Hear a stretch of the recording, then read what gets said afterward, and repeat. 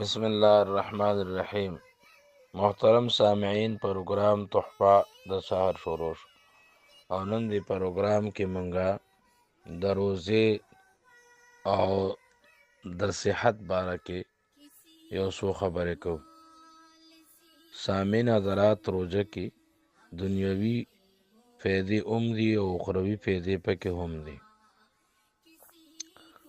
دنیوي فایده خو پکې دا ده چې دا د صحت لپاره روزه مفیده ده، بلکې ما یو تحریر کې لیدلی چې روزه چې ده دا کینسر د جراثیمو دپاره مسلسل 10 ورځې یا چې دی نو زیات کم و بیش دا معده کې که د کینسر جراثیمي نو هغه دې سره ختمیږي او دا د هغې دپاره یو قسم علاج دی او یو سبب دی.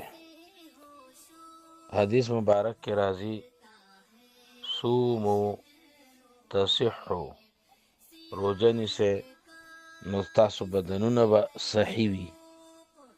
روزه دا د بدن زکات دی چې په صحیح طریقه او په اصولو باندې روزه ماتې وشي او پېشمني وشي نو روژې سره بدن ته صحت میلاویږي.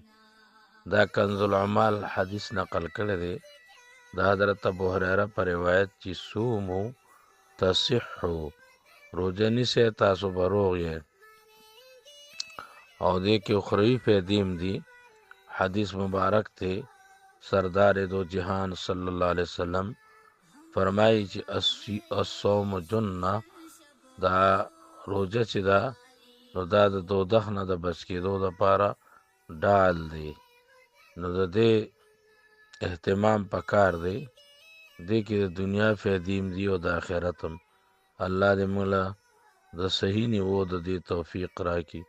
ربنا اغفر لي ولوالدي وللمؤمنین یوم یقوم الحساب.